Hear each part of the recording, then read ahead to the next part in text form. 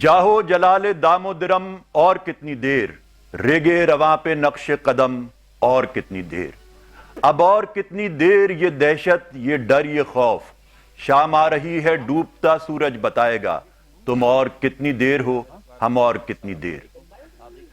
ناظرین السلام علیکم، میرا نام خالد فرشوری ہے اور آج 5 نیوز پر ہم موجود ہیں ایک اسپیشل ٹرانسمیشن کے ساتھ، ایک ایسی ٹرانسمیشن کے ساتھ کہ جس میں ہم بات کریں گے ایک مرتبہ پھر ہونے والے اس حملے کی جو آزادی صحافت پر ہوا ہے۔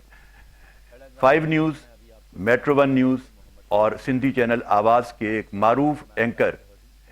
امتیاز میر صاحب گزشتہ شب اپنے دفتر سے نکلے، 5 نیوز کے دفتر سے نکلے، گلشن اقبال سے نکلے اور ملیر سعود آباد کے قریب ان کے اوپر ایک ٹارگیٹڈ حملہ ہوا۔ حملہ آوروں نے ان کی چلتی گاڑی پر فائرنگ کی اور ان کو شدید زخمی کیا۔ ان کے سینے پر گولیاں ماری گئیں، ان کے بازو پر گولیاں ماری گئیں، ان کے چہرے پر گولیاں ماری گئیں اور امتیاز میر صاحب جو ہیں وہ اس قدر شدید زخمی ہو گئے کہ وہ ICU میں ہیں، وہ کراچی کے ایک نجی اسپتال میں موجود ہیں اور پوری جو ہماری صحافتی برادری ہے،